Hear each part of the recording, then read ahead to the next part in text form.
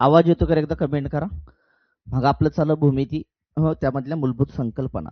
मूलभूत संकल्पनेमध्ये आपण काय बघितलं, बिंदू बघितला, रेषा, रेषाखंड असेल, किरण म्हणजे काय, त्या ठिकाणी एक रेषीय बिंदू म्हणजे काय, अनेक रेषीय बिंदू म्हणजे काय, एक संपाती रेषा म्हणजे काय, ह्या सगळ्या गोष्टी, समांतर रेषा म्हणजे काय, सगळ्या गोष्टी आपण बघितलेल्या आहेत.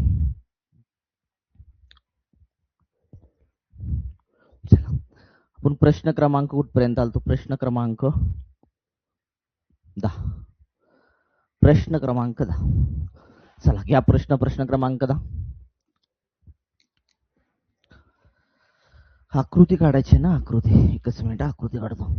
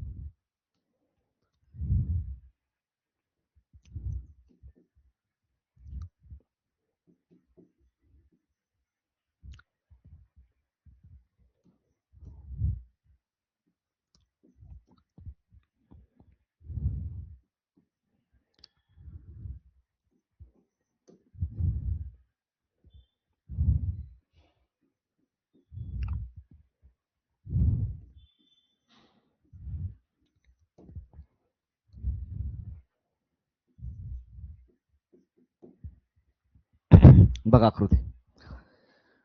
आकृतीत रेषा एल एम दिसते बघा तुम्हाला, एल एम ही एल एम, आणि रेषा एस टी, रेषा एस टी, रेषा पी क्यू आणि रेषा आर एस. ह्या ईएफ या रेषा, ईएफ जी रेषा आहे लक्षात, ईएफ याला ई आणि एफ म्हणा. ईएफ या रेषा जे सगळ्या वाचल्या रेषा, या रेषा ए बी सी डी या बिंदूवर छेदतात. कुठल्या कुठल्या बिंदूवर छेदतात, ए बिंदूवर छेदतात, बी बिंदूवर छेदतात, सी बिंदूवर छेदतात आणि डी बिंदूवर छेदतात. ओके. तर म्हणते एकूण विरुद्ध किरणांच्या जोड्या किती. विरुद्ध किरणच करे,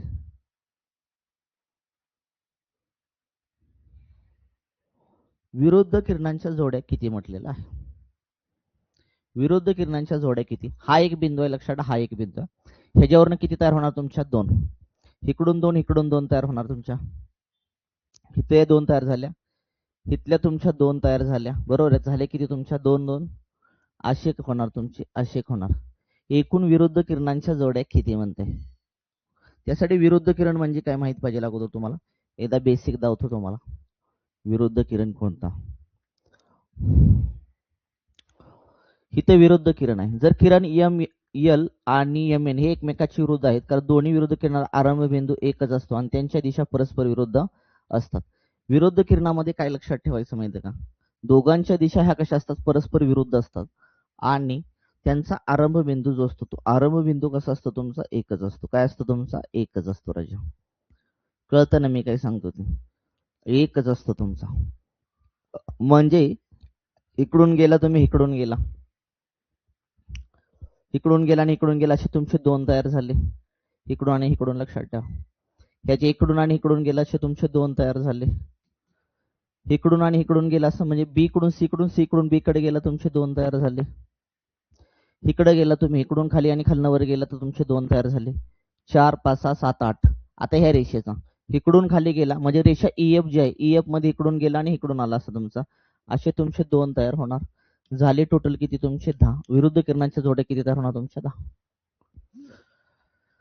चला, विरुद्ध किरणांच्या जोड्या किती तयार होणार तुमच्या, 10. Next question. पुढीलपैकी कोणतं विधान चुकीचं आहे.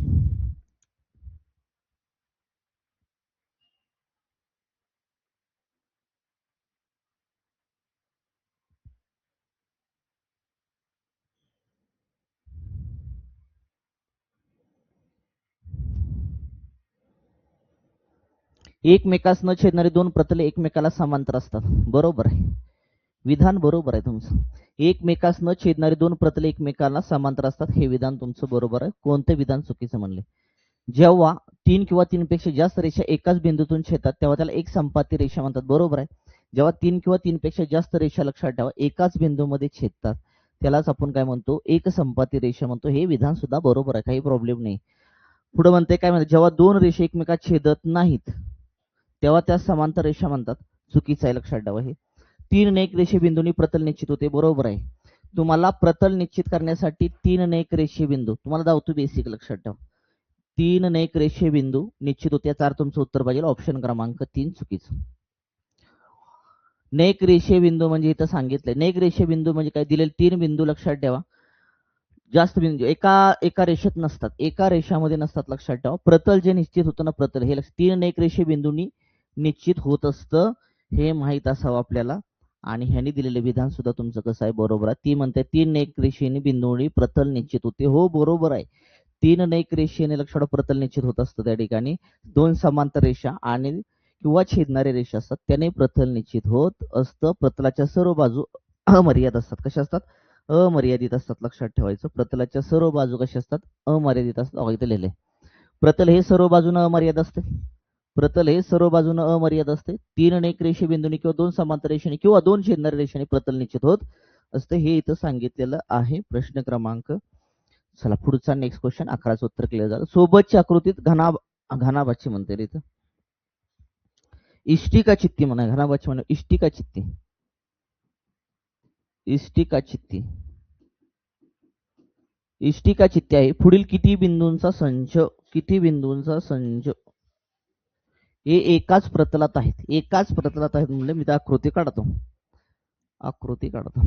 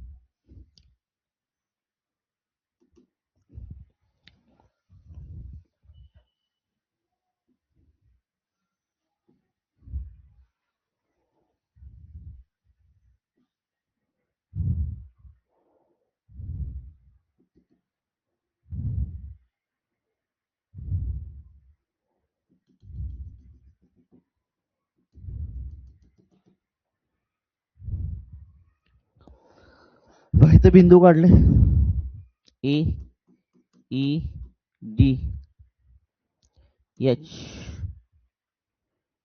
जी, सी आणि एफ.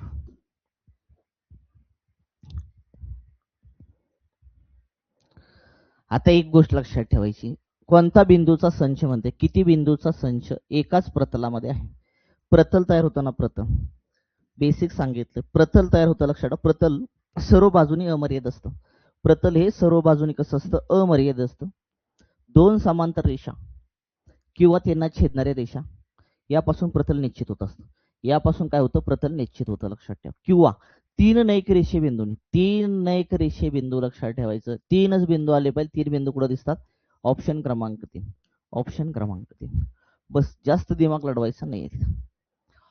किती बिंदूचा संच एकाच प्रतलात आहेत, तर लक्षात ठेवा 3 बिंदू पासून प्रतल निश्चित होत असतं. 3 नैक रेषे बिंदू पासून प्रतल निश्चित होतं. 3च बिंदू आले पाहिजे, बाकीचे दिलेले चुकले. बस एवढं स्टेटमेंट लक्षात ठेवलं ना, तर उत्तर निघतं. 13. एकमेकात छेदणाऱ्या 2 रेषांमधून किती प्रतले जातात, एकमेकात छेदणाऱ्या 2 रेषांमधून किती प्रतले जातात. मी सांगितले प्रतल म्हणजे काय, प्रतल म्हणजे मी सांगितलेलं आहे. प्रतल म्हणजे काय सांगितले, प्रतल हे सर्व बाजूनी पहिल्यांदा अमर्याद असतं. सर्व बाजूनी लक्षात ठेवा कसं असतं, अमर्याद असतं. 3 नैक रेषे बिंदूंनी, 3 नैक रेषे बिंदूंनी प्रतल निश्चित होत असतं. किंवा 2 समांतर रेषांनी, 2 समांतर रेषांनी प्रतल निश्चित होत असतं. किंवा छेदणाऱ्या 2 छेदणाऱ्या रेषांनी प्रतल निश्चित होत असतं. याचा अर्थ ह्याच्यापासून फक्त एक आणि एकच प्रतल तयार होणार, ऑप्शन क्रमांक 2, ऑप्शन क्रमांक 2. नेक्स्ट. एकमेकात छेदणाऱ्या 2 प्रतलाच्या छेदनबिंदूंनी पुढीलपैकी कोणती आकृती तयार होते. एकमेकात छेदणाऱ्या 2 प्रतलाच्या छेदनबिंदूंनी पुढीलपैकी कोणती आकृती तयार होते. दोन प्रतल आली आणि दोन प्रतल लक्षात ठेवा एकमेकांना छेदली, एकमेकांना काय झाली त्या ठिकाणी छेदली, बरोबर का रे? तर जी तयार होईना ना ती एकच रेषा तयार होते आणि एकच रेषा म्हणजेच लक्षात ठेवा ती काय असते तुमचं रेषा असते रेषा. ऑप्शन क्रमांक 4, ऑप्शन क्रमांक 4.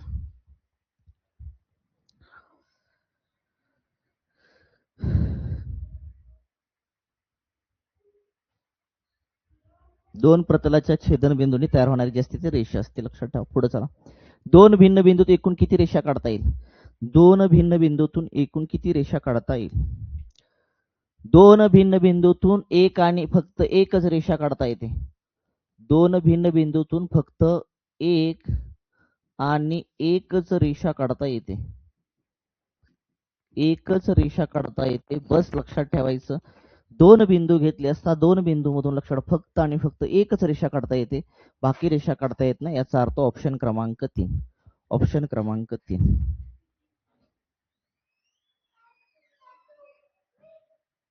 असंच आहे का रे? दोन छेदन बिंदूतून एकूण किती रेषा काढता येतील? एकच काढता येते. चला जाऊया पुढं. Next question.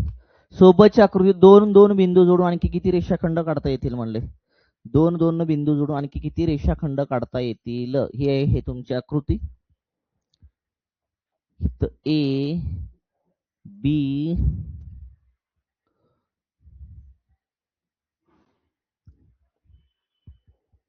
C D E आणि एफ. एकूण रेषाखंड किती काढता येते म्हटलेलं आहे? बघा प्रयत्न करा.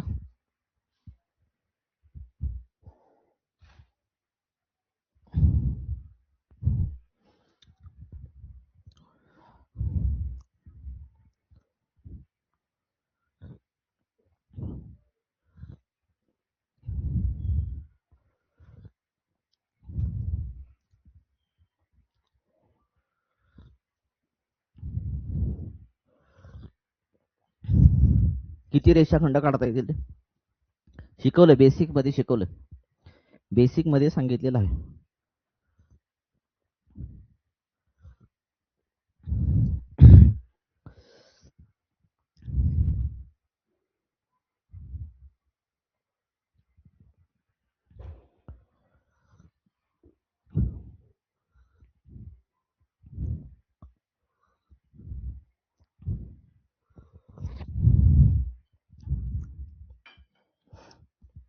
बघा अगोदर एकूण रेषाखंड काढूया. सोबतच्या आकृतीमध्ये एकूण रेषाखंडाची संख्या काढूया. एकूण रेषाखंडाची संख्या काढूया. रेषाखंड हे दोन्ही बाजूला कसे असतात? मर्यादित असतात. रेषाखंड हे दोन्ही बाजूला कसे असतात? त्या ठिकाणी मर्यादित एक तुकडा असतो. रेषाखंड म्हणजे लक्षात ठेवा एक तुकडा असतो तुमचा. ओके. किती आहेत रे बिंदू? बघा 1 2 3 4 5 आणि 6. 6 वजा 1 करा, 5 आले. 5 उतरत्या क्रमाने मांडा. 5 अधिक 4 अधिक 3 अधिक 2 अधिक 1 आलं. 5 आणि 4 9, 9 आणि 3 12, 12 आणि 2 14, 14 आणि 1 15. सोबतच्या आकृतीमध्ये एकूण रेषाखंडाची संख्या किती आली? 15. पण आपलं उत्तर 15 नाहीये. आकृतीचं ऑब्झर्वेशन व्यवस्थित करायचं, कारण 15 उत्तर तुम्ही काढले, काहीच प्रॉब्लेम नाही. ऑलरेडी ऑप्शन मध्ये ठोकून दिलं, परीक्षेमध्ये चुकणार, लक्षात ठेवा. आकृती तर बघा, कारण ऑलरेडी त्यांनी दोन रेषाखंड काढून दिलेले आहेत. दोन रेषाखंड वजा करून टाका. 15 वजा 2 किती आलं तुमचं? 13. सोबतच्या आकृतीमध्ये आणखी किती रेषाखंड काढता येईल? 13 रेषाखंड काढता येतील. ऑप्शन क्रमांक 4, ऑप्शन क्रमांक 4.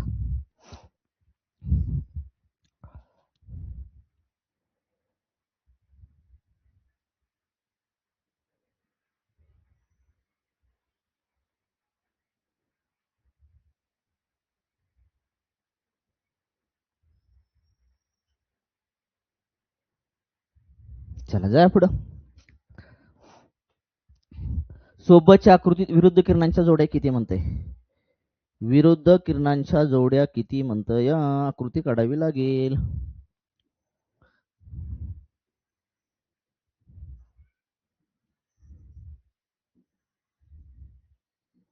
ही काढली आकृती.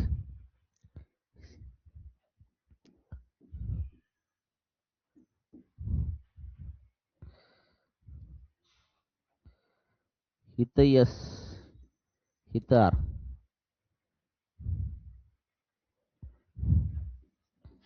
इथं एफ, इथं एच, इथं डी.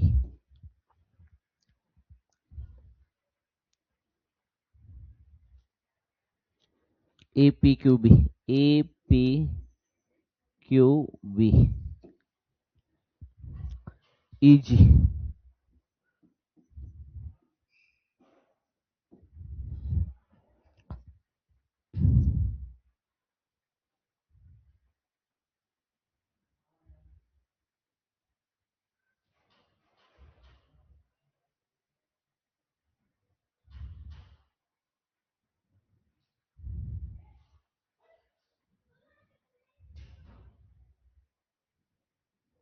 बघा काय प्रश्न विचारलेले. सोबतच्या आकृतीमध्ये विरुद्ध किरणांच्या जोड्या किती. आपण एक लक्षात ठेवा, एक रेषा घेतली, एक रेषा घेतली, एकच रेषा. एका रेषेपासून लक्षात दोनच तुमचे विरुद्ध किरण होणार. किती होणार तुमचे? दोनच होणार. लक्षात. रेषा किती आहेत बघायच्या तुमच्या? 1 2 3 आणि 4. 4 4चे फक्त दुप्पट करा. 4 दोन्ही किती आला? 8. सोबतच्या आकृतीमध्ये विरुद्ध किरणांच्या जोड्या किती आल्या तुमच्या? 8 आल्या. एक आकृती पकडली ना, एकच आकृती, तर लक्षात ठेवायचं एकाच आकृतीवरून तुम्ही किती काढू शकता? 2 काढू शकता. सामायिक बिंदू लक्षात ठेवा, दोघांचा सामायिक बिंदू. विरुद्ध किरणांचा सामायिक बिंदू एक आणि एकच असतो. लक्षात ठेवा, दुसरा कुठला नसतो. जसं की तुम्ही हा सामायिक बिंदू पकडला तर इकडे काढला आणि इकडे गेला, असे 2 तयार झाले. लक्षात ठेवा. तसेच इथं पण 2 तयार होणार, इथं पण 2 होणार, इथं पण 2 होणार, असे तुमचे 4 रेषा तयार होणार, तुमचे 8. सोबतच्या आकृतीत रेख एबी 11 सेमी, एफ सी 7 सेमी, तर लेंथ डीएफ बरोबर किती म्हणते?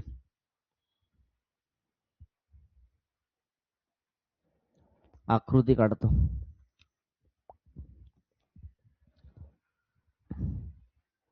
ए B C D E F, A B C D E F.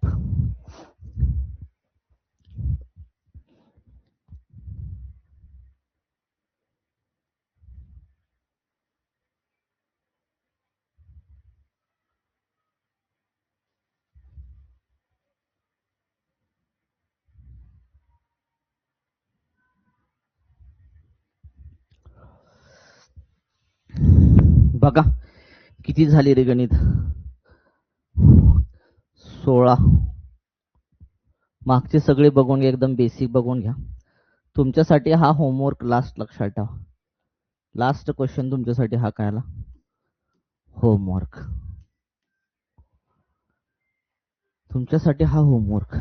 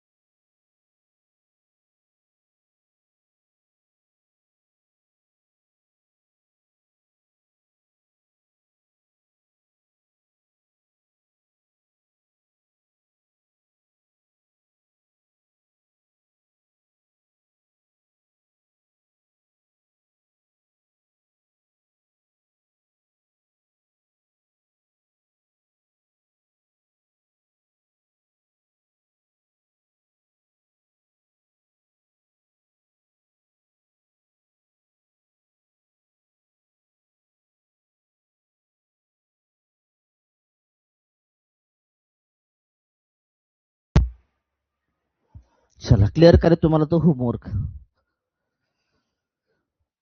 चला आपल्याला मूळ मुद्द्याकडे जाऊया. आता हे क्लिअर झालं. आता पुढचं प्रकरण बघायचं आपल्याला.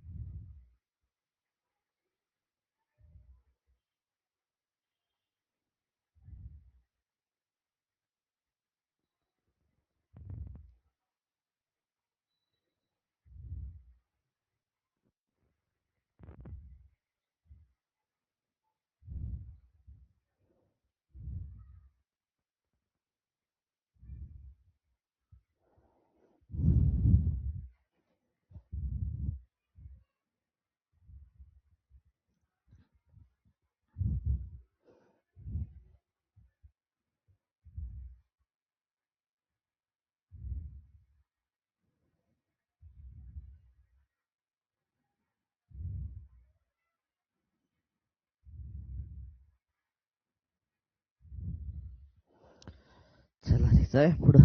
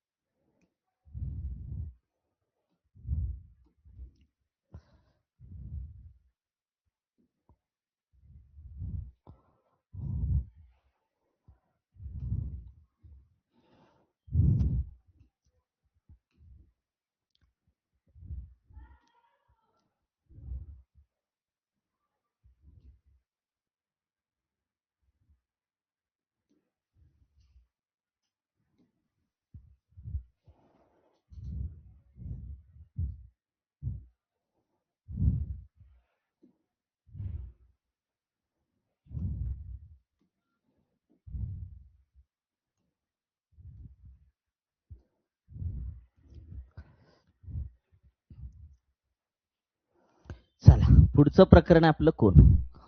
पुढचं प्रकरण जे आहे ते आहे कोन. कोन कोन कोन म्हणजे काय रे? कोन म्हणजेच काय? कोन म्हणजे काय हे क्लिअर झालं पाहिजे. एक मिनिट, पुढं काय दिलंय का? हा ठीक आहे चला. कोन म्हणजे काय बघा. पहिली गोष्ट आहे की मी हा काढतो. समजा ही आकृती काढली मी, बरोबर का? हा झाला झेड आणि हा झाला वाय. मी किती किरण काढले रे? एकच किरण काढलं आणि हिथं वाय काढला मी, बरोबर आहे का? हिथं जो आहे ना,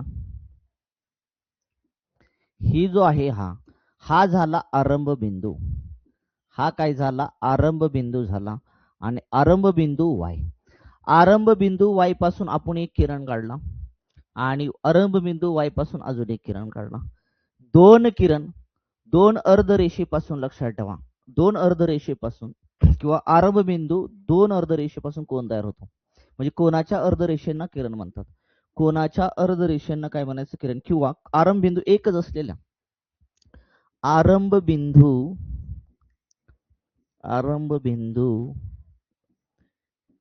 एकच असलेल्या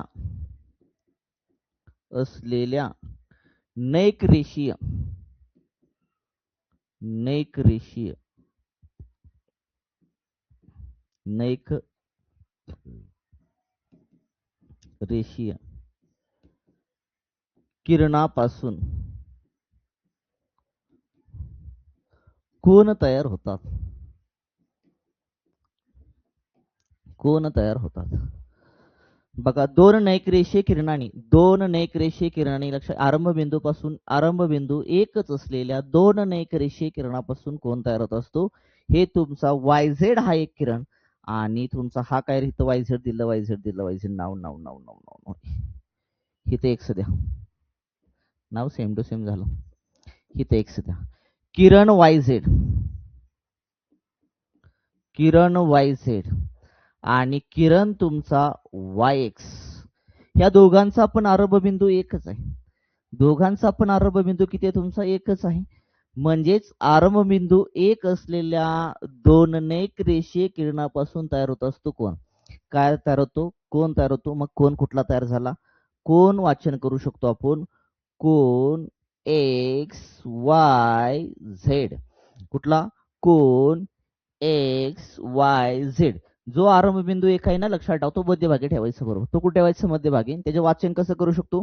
कोन XYZ. किंवा याचं वाचन करू शकतो कोन Y. याचं वाचन कसं करू शकतो? कोन Y. दोन्ही पैकी कुठलंही वाचन केलं तर चालेल, काही प्रॉब्लेम नाही. एक तर तुम्ही कोन म्हणू शकता XYZ किंवा तुम्ही म्हणू शकता कोन Y. कोन म्हणजे कन्सेप्ट क्लिअर का? कोन म्हणजे कन्सेप्ट क्लिअर का? इथं अर्धरेषेपासून म्हणण्यापेक्षा तुम्हाला सांगतो काय म्हणायचं माहिती, नैक रेषीय किरणापासून आरंभ बिंदू एकच असलेल्या नेक रेषीय किरणापासून कोन तयार होत असतो हे लक्षात असू द्या. ह्याला म्हणायचं कोन. कोनाचे प्रकार बघा. पहिला प्रकार कुठला आहे बघा. कोनाचे प्रकार. ज्या कोनाचं माप 90 अंश असतं त्याला आपण काय म्हणतो? काटकोन म्हणतो. काय म्हणतो? काटकोन म्हणतो. बरोबर का रे? म्हणजे त्या आकृती काढतो काटकोनाची, म्हणजे तुमच्या लक्षात येईल. हा झाला ए, हा झाला बी, हा झाला सी, हा झाला तुमचा बी जो आहे तो कोण झाला 90 अंशाचा. काय झाला? 90 अंशाचा. का रे बाबा? ह्या रेषेला ही रेषा परपेंडिक्युलर आहे. ह्या रेषेला बीसी ला ए बी हा परपेंडिक्युलर आहे आणि जिथं परपेंडिक्युलर असतो लक्षात ठेवा तिथं तुमचं काय होतो? 90 डिग्रीचा कोन तयार होतो. 90 डिग्रीचा कोन तयार होतो. हा 90 झाला. 90 अंशासमोरची बाजू जी असते त्याला म्हणतात कर्ण. काय म्हणतात? कर्ण म्हणतात. त्यामुळे मी तर लिहिलंय ज्या कोनाचं माप 90 अंश असतं त्याला म्हणायचं काटकोन. त्या कोणाला आपण काय म्हणतो? काटकोन म्हणतो. इथं उदाहरणार्थ कोन एबीसी हा काटकोन आहे. कोन एबीसी हा काटकोन आहे लक्षात ठेवा. म्हणजे माप कोणते कसं लिहू शकतो आपण? माप कोन ए बी सी 90 अंश आहे. किती आहे तुमचं? 90 अंश आहे.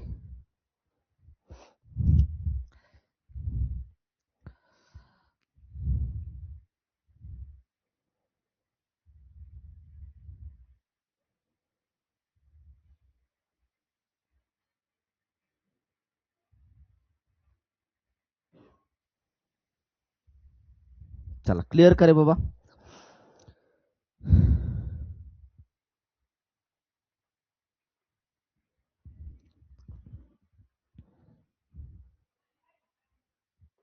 चला पुढचा आकृती काढतो इथं.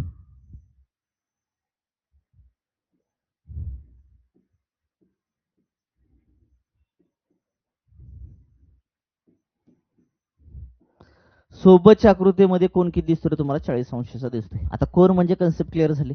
कोन म्हणजे एकच आरंभबिंदू असलेल्या दोन नैक रेषीय किरणापासून एकच आरंभबिंदू असलेल्या एकच आरंभबिंदू आणि दोन नैक रेषीय किरणापासून लक्षात ठेवा कोन तयार होत असतो. मग हा कोन तुमचा पहिला बघितला आपण काटकोन. काटकोन म्हणजे लक्षात ठेवा ज्या कोनाचं माप 90 अंश असतं. आता ह्या कोनाचं माप किती आहे रे?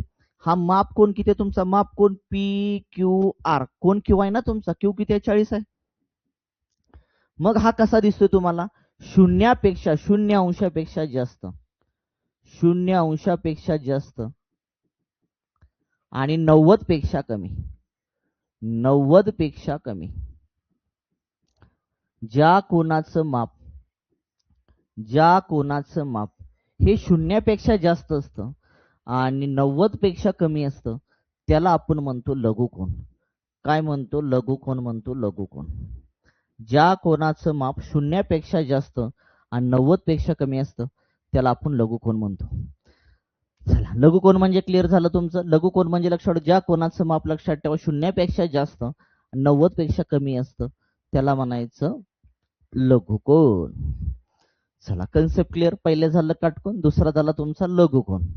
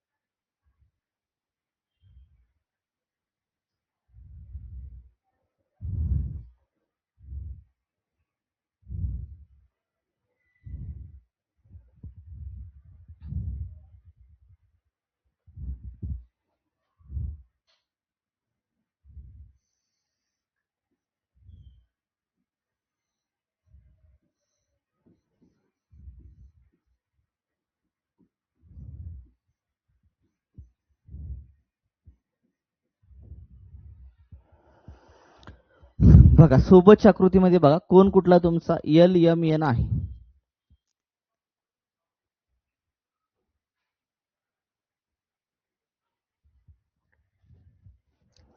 इथं काय दिसतं रे?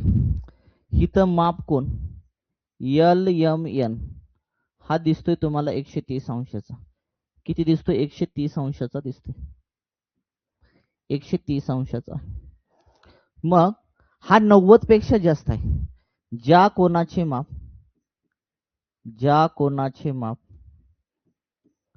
90 अंशापेक्षा जास्त 90 अंशापेक्षा जास्त व 180 पेक्षा कमी 180 पेक्षा कमी असते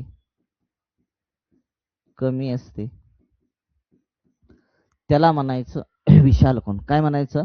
विशाल कोन. म्हणजे विशाल कोनाचे माप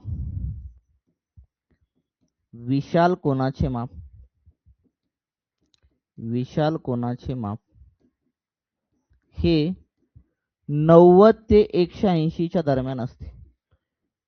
90 ते 180 च्या दरम्यान असते. म्हणजे सोबतच्या आकृतीमध्ये माप कोन LMN हा आहे 130 अंशाचा. म्हणजेच हा झाला विशाल कोन. हा काय झाला? विशाल कोन. चला, विशाल कोन म्हणजे कन्सेप्ट क्लिअर का? विशाल कोन म्हणजे लक्षात ठेवायचं कन्सेप्ट क्लिअर का? की ज्या कोणाचं माप 90 पेक्षा जास्त असतं आणि 180 पेक्षा कमी असतं, म्हणजे 90 आणि 180 च्या दरम्यान ज्या कोणाचं माप असतं त्याला म्हणतात विशाल कोन. काय म्हणतात? विशाल कोन असे म्हणतात. चला, क्लिअर? म्हणजे दिलेल्या सोबतच्या आकृतीमधलं जी आकृती आहे त्याही विशाल कोनाची. कशाची आहे? विशाल कोनाची. कारण तो 90 पेक्षा जास्त आहे आणि 180 पेक्षा कमी आहे. कारण 130 हे 90 पेक्षा जास्त आहे आणि 180 पेक्षा कमी आहे, म्हणून त्याला म्हणतो आपण विशाल कोन. काय म्हणतो? विशाल कोन. चला पुढं. सरळ कोन.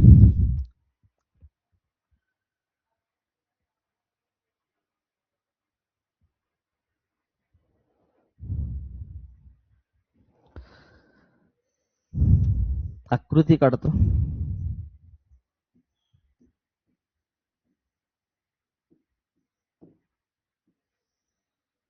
असं झालं ना, इथून इथपर्यंत झाला. म्हणजे टोटल किती फिरला रे? 180 चा. किती फिरला? 180 चा. म्हणजे ज्या कोणाचं माप लक्षात ठेवा, ज्या कोणाचं माप 180 असतं, ज्या कोणाचे माप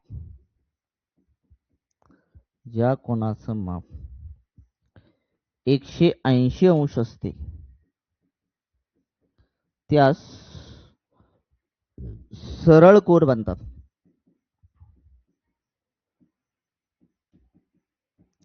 सरळ कोन म्हणतात. काय म्हणतात? सरळ कोन. म्हणजे सोबतच्या आकृतीमध्ये माप कोन ABC हा 180 अंशाचा आहे.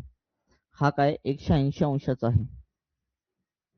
म्हणजे सरळ कोन आहे. सरळ कोन आहे. क्लिअर का रे बाबा? कारण ABC हा सरळ कोन आहे. कारण का? तो 180 अंशाचा आहे.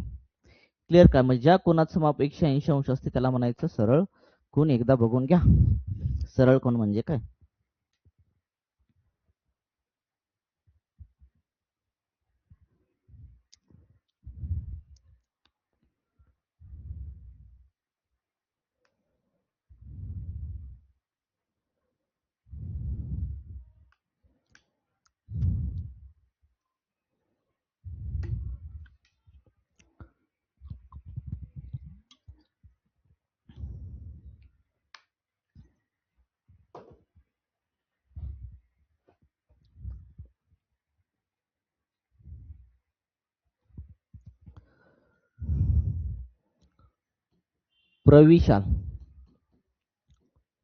प्रविशाल कोन.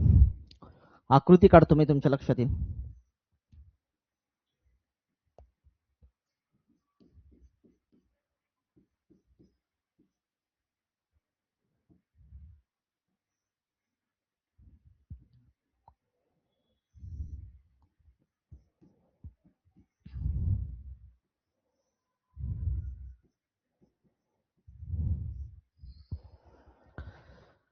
बघा, सोबतच्या आकृतीमध्ये जो तुम्हाला कोण दिसतोय माप कोन EFG जो दिसतोय तो दिसतोय 270 अंशाचा. किती दिसतोय? 270 अंशाचा. म्हणजे हा कसा आहे रे? 180 पेक्षा जास्त आहे. ज्या कोणाचं माप ज्या कोनाचे माप 180 अंशापेक्षा जास्त व 360 अंशापेक्षा कमी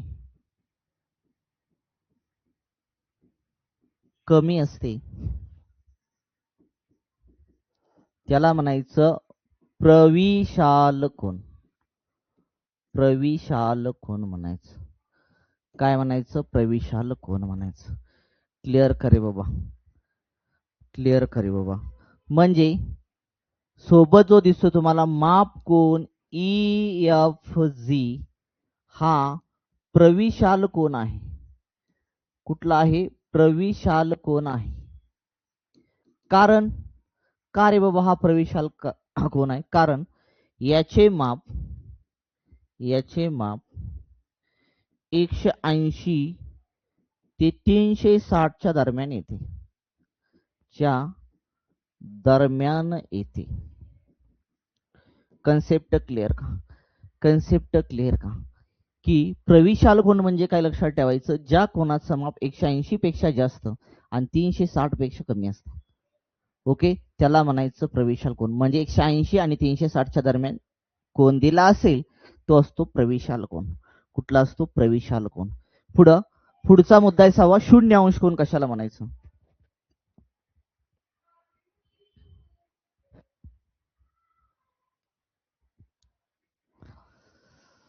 बोला. समजा मी घड्याळ काढतोय. हा झाला तुमचा तास काटा, हा झाला तुमचा मिनिट काटा आणि इथं वाजले तुमचे 12. आता ज्यावेळेस तास काटा आणि मिनिट काटा 12 वरती असतो, ज्यावेळेस तास काटा आणि मिनिट काटा 12 वरती असतो त्यावेळेस लक्षात ठेवा 0 अंशाचा कोन तयार होतो. 0 अंशाचा कोन तयार होतो. हे क्लिअर झालं? ज्यावेळेस तास काटा आणि मिनिट काटा 12 वरती बरोबर असतो त्यावेळेस तास काटा आणि मिनिट काटा यांच्यामध्ये 0 अंशाचा कोन तयार होतो. याचा अर्थ ज्या कोनाचे माप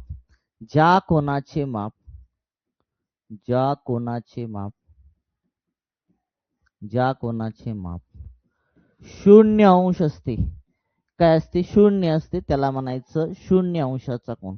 काय म्हणायचं? 0 अंशाचा कोन म्हणतात. क्लिअर? चला क्लिअर करा. 0 अंशाचा कोन म्हणजे ज्या कोनाचं माप 0 अंश असतं. म्हणजे तुम्ही जर घड्याळ घेतलं, घड्याळामध्ये फक्त 12 वाजताच नाही बरं का, असं 12 ते 1 च्या दरम्यान, 1 च्या 2 च्या दरम्यान पण होतो 0 अंशाचा कोन. ते घड्याळ या टॉपिक मध्ये तुम्ही शिकू शकता. तर तास काटा आणि मिनिट काटा यांच्यामध्ये 0 अंशाचा कोन किती वाजता होतो हे पण घड्याळामध्ये शिकायचं. 0 अंश तास काटा आणि मिनिट काटा एकमेकावरती आले की समजायचं ते 0 अंशाचा कोन तयार केला. चला 7वा, पूर्ण कोन कशाला म्हणायचं? पूर्ण कोन.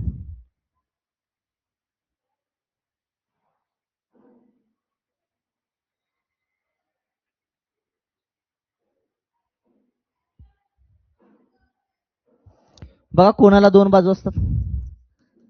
ज्या किरणाची एक बाजू आहे, लिहिले इथं लिहायची गरज नाही. जेव्हा किरणाची एक बाजू 360 अंश फिरते, कारण मी सांगितलं 2 नैक रेषे किरणापासून लक्षात ठेवा काय तयार होतो त्या ठिकाणी? कोन तयार होतो. कारण का? आरंभ बिंदू एकच असलेल्या 2 नैक रेषीय किरणापासून कोन तयार होत असतो. त्यापैकी एक किरण जर किरणाची एक बाजू जर 360 अंशातून जर फिरली त्याला म्हणायचं असतं पूर्ण कोन. काय म्हणायचं? पूर्ण कोन म्हणतात. पूर्ण कोन हा किती अंशाचा असतो? 360 अंशाचा असतो. पूर्ण कोन हा किती अंश असतो? 360. उदाहरण घ्यायचं झालं तर वर्तुळ सुद्धा तुमचं किती अंश असतं? 360 अंशाचंच असतं. म्हणजे 2 किरणापैकी एक किरण लक्षात ठेवा, एक किरणाची एक बाजू जर कितीतून फिरली? 360 मधून फिरली. कितीतून फिरली? 360 मधून जर फिरली तर त्याला म्हणायचं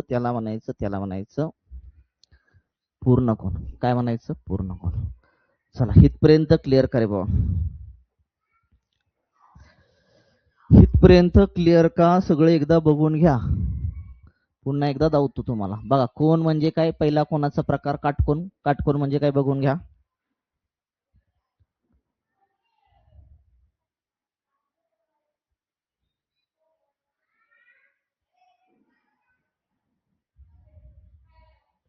झालं बघून. नेक्स्ट लघुकोन म्हणजे बघून घ्या.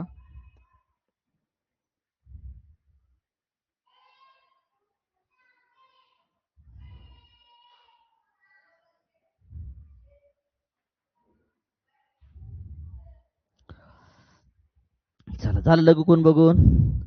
विशाल कोण बघून घ्या.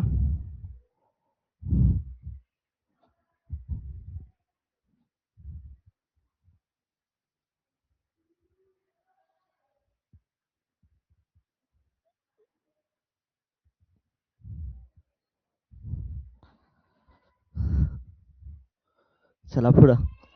सरळ कोण बघून घ्या. पुढं प्रविशाल कोण बघून घ्या. प्रविशाल कोण बघून घ्या. शून्यावंश कोण बघून घ्या. पूर्ण कोण बघून घ्या. चला आता बघायचं आपल्याला कोणाच्या जोड्या. आपल्याला बघायचं आहे कोणाच्या जोड्या. काय बघायचं आहे. कोणाच्या जोड्या बघायच्या आहे.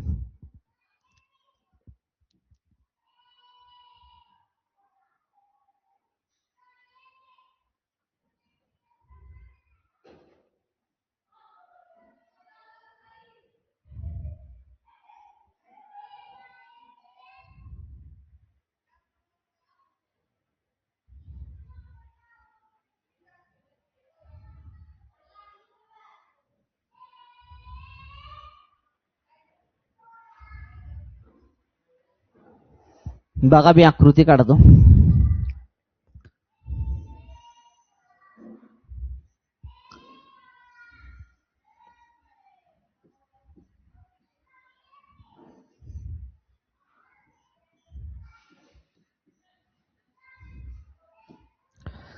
आता इथं जर बघितलं ना तुम्हाला सोबतच्या आकृतीमध्ये लक्षात ठेवा कोण कुठला दिसतोय एक्स ओ वाय आणि कोण कुठला दिसतोय वाय ओ झेड. कोण एक्स ओ वाय आणि कोण वाय ओ झेड यांची एकच सामायिक बाजू आहे. ह्यांची एकच सामायिक बाजू. बघा इकडं कोण जो आहे तो एक्स ओ वाय हा एक कोण घेतला एक्स ओ वाय. दुसरा कोण कुठला घेतला तुम्ही कोण Y O Z. Y O Z. Okay. ह्यांची एकच सामायिक बाजू आहे. दोन कोणाची सामायिक बाजू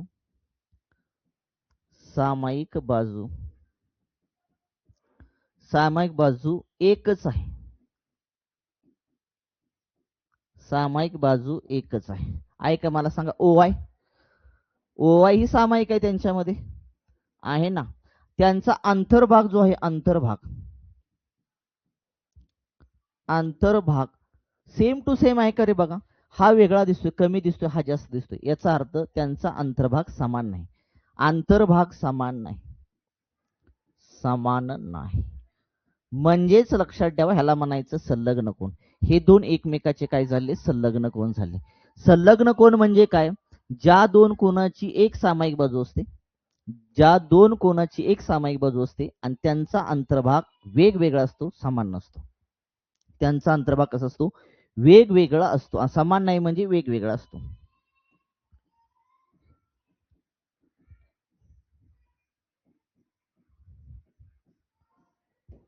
चला क्लिअर का रे बाबा. म्हणजे कोण एक्स ओ वाय आणि कोण वाय ओ झेड हे कुठले कोण आहेत तुमचे संलग्न कोण आहेत. संलग्न कोण जर परीक्षेमध्ये विचारलं साधं लक्षात ठेवायचं ज्या दोन कोण दिली त्या दोन कोणाची एक बाजू सामायिक आली पाहिजे. त्या दोन कोणाची बाजू एक सामायिक आली पाहिजे आणि अंतर्भाग वेगवेगळा आला पाहिजे तर ते झाले संलग्न कोण. क्लिअर का रे बाबा.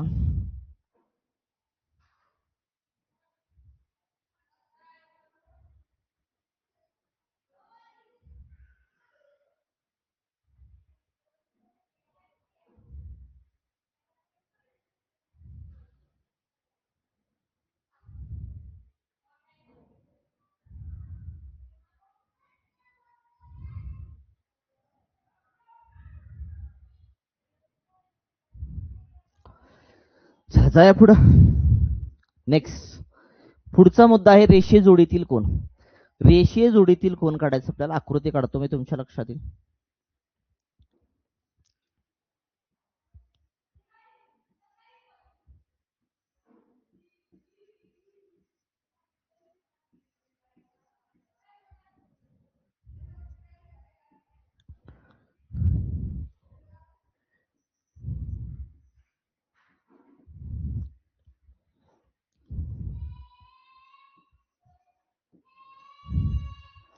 बघा सोबतच्या आकृतीचं जर तुम्ही ऑब्झर्वेशन केलं ना तर लक्षात ठेवा तुम्हाला काय दिसेल माहिती आहे का, कोण काय दिसेल बघा, कोण कुठला बघा, कोण ए ओ बी आणि कोण कुठला बी ओ सी, कोण कुठला बी ओ सी, ह्यांच्यामध्ये लक्षात ठेवा एक सामायिक बाजू आहे, एक सामायिक बाजू आहे का रे? कुठली आहे सामायिक बाजू? ओबी, ओबी ही सामायिक बाजू आहे त्यामध्ये.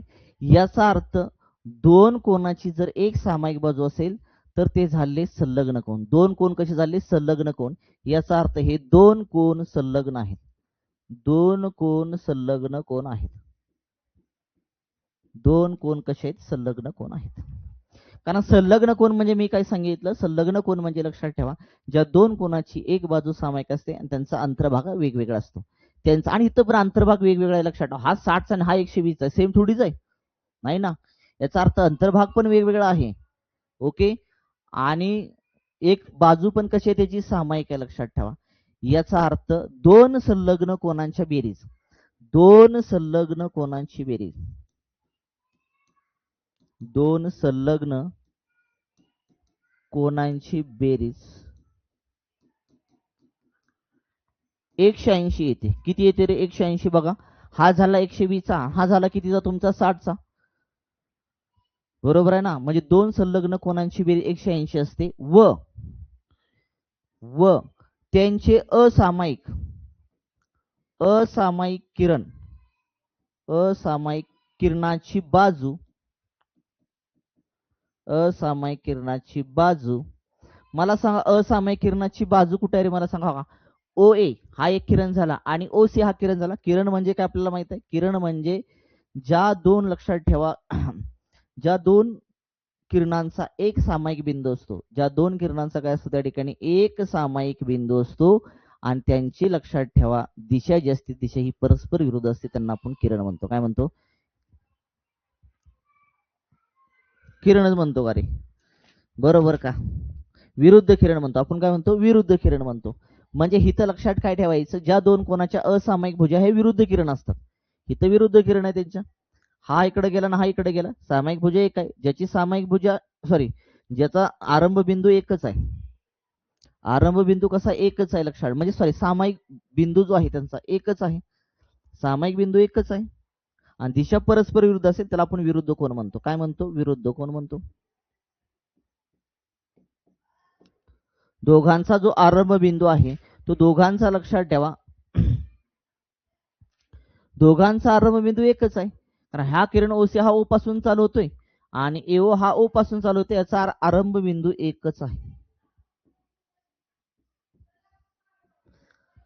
ज्याचा आरंभ, दोन किरणाचा आरंभ बिंदू एकच आहे आणि दिशा परस्पर विरुद्ध असतील तर लक्षात ठेवा त्याला आपण काय म्हणतो? विरुद्ध किरण म्हणतो. काय म्हणतो? विरुद्ध किरण.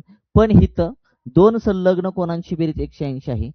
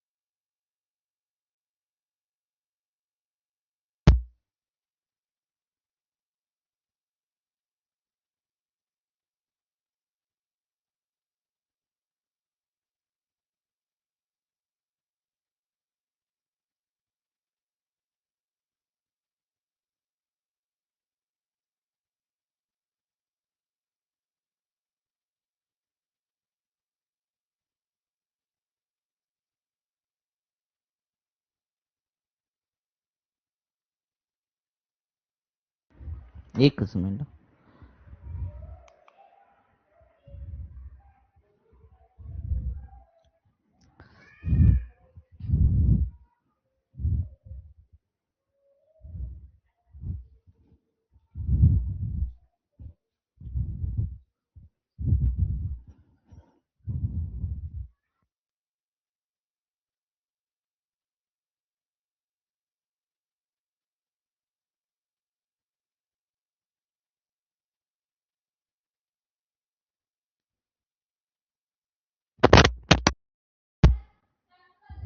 आवाज येतोय का रे? हा चला चला, हे क्लिअर झालं. रेषीय जोडीतील कोण क्लिअर झालं तुमचं? रेषीय जोडीतील कोण क्लिअर झालं का? आवाज येतो एकदा कमेंट करा.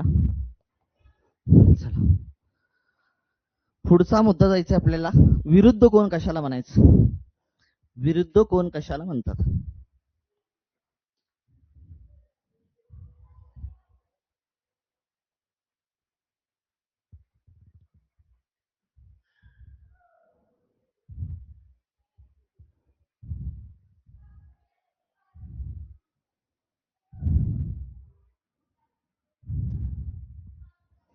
बघा, आकृती काढू म्हणजे तुमच्या लक्षात येईल.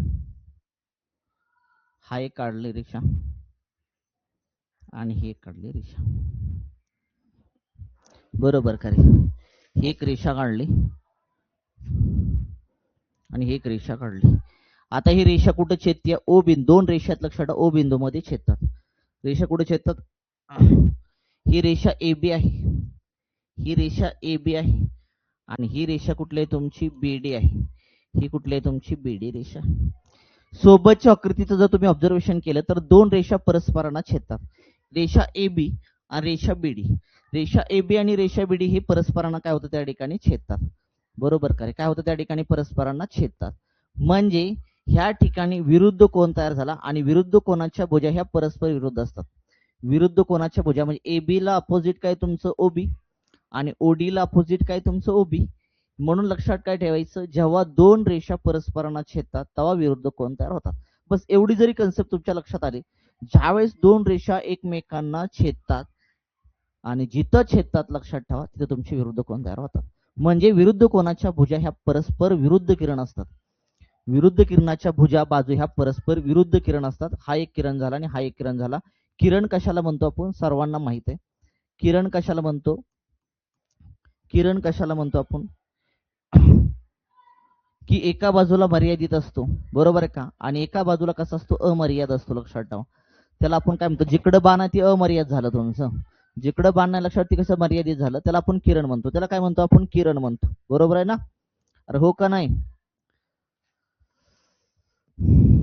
मग आता लक्षात ठेवायचं काय? विरुद्ध कोनाच्या भुजा, हा विरुद्ध कोनाच्या आणि ह्याच्या अपोजिट विरुद्ध कोनाच्या भुजा ह्या लक्षात ठेवा परस्पर कशा असतात? विरुद्ध किरण असतात.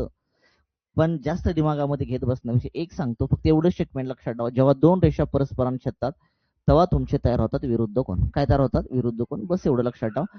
सोबतच्या आकृतीमध्ये काय दिसते तुम्हाला? रेषा ओबी एक ए बी दिसती आणि रेषा बीडी एक दिसती का? सीडी रे, सीडी सीडी तर सी घ्या. एक मिनिट, इथं सीडी आणि इथं ए बी, नाव चुकलं ते. आणि ते कुठल्या बिंदूमध्ये छेदतात? ओ बिंदूमध्ये छेदतात. म्हणजे इथं विरुद्ध कोनाच्या जोड्या तयार होतात. कोणकोणत्या विरुद्ध कोनाच्या जोड्या तयार होतात? पहिलं बघूया आपण. पहिलं इथं बघा, कोण तुमचा ए ओ डी. ए ओ डी, ए ओ डी ला विरुद्ध कोण कुठला? ओ C O B. C O B म्हणजे इथं कोण ए ओ डी हा घेतला, ए ओ डी ला विरुद्ध कोण तुमचा, ह्याला विरुद्ध कोण हा येणार. बरोबर. म्हणजे विरुद्ध कोण कुठला आला त्याचा? C O D. कोण कुठला आला? C O D.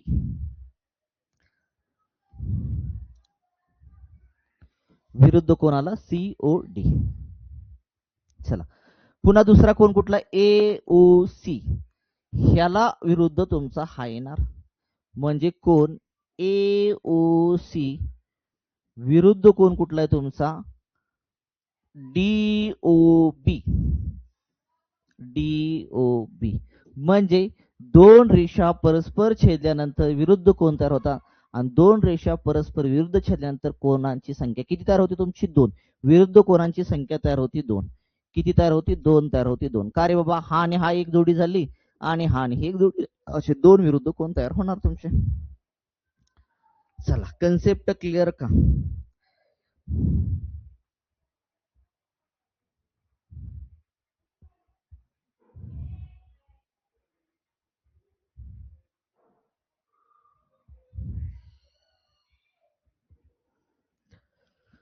चला पुढच्या प्रश्नाकडे. विरुद्ध कोण समजून घ्या, ह्याच्यावरती आपल्याला बेसिक प्रश्न सोडवायचे आहेत. कोटी कोण म्हणजे काय बघा. आकृती काढतो मी तुमच्या लक्षात येईल.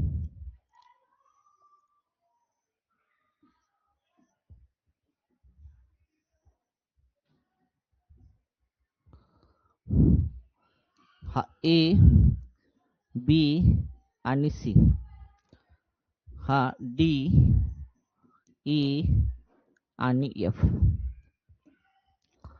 हा झाला 50 अंशाचा, हा झाला 40 अंशाचा. मला सांगा इथं कोण कुठला कोण आहे. ए बी सी हा 50 अंशाचा आहे. इथं कोण कुठला आहे तुमचा. डी ई एफ हा किती आहे तुमचा 40 अंशाचा. जर माप कोण ए बी सी अधिक माप कोण डी ई एफ ऍडिशन केली. माप कोण एबीसी किती आहे तुमचा 50 आहे.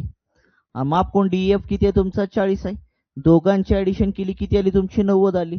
काय आली 90 आली. याचा अर्थ ज्या दोन कोणांच्या मापांची बेरीज 90 अंश असते त्या दोन कोणांना परस्पराचे कोटीकोण म्हणायचं. परस्पराचे काय म्हणायचं कोटीकोण म्हणतात.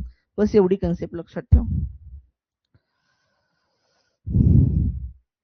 ज्या दोन कोणांच्या मापांची बेरीज 90 अंश असते त्या कोणांना परस्पराचे कोटीकोण म्हणतात. त्या कोणांना परस्पराचे कोटीकोण म्हणतात.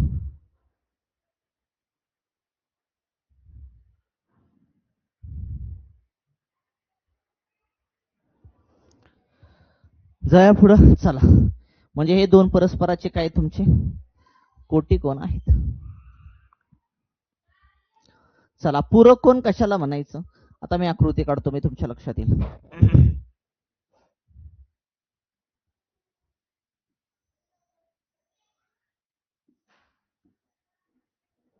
एल, एम आणि एन.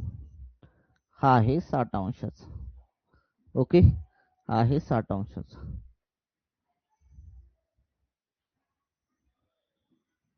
हा पी क्यू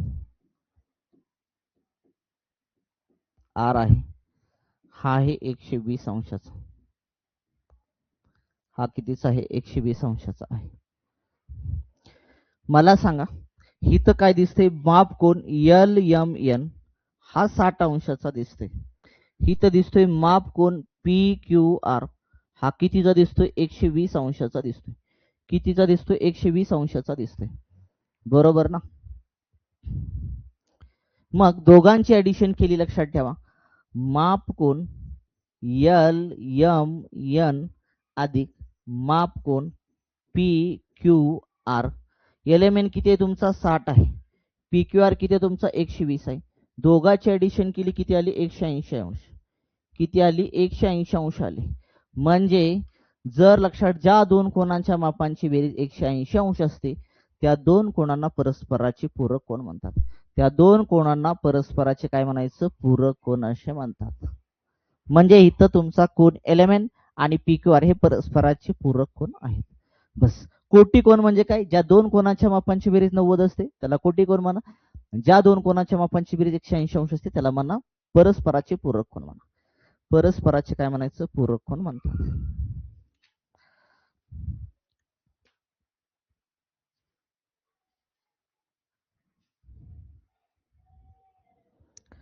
चला, क्लिअर झालं का रे बाबा.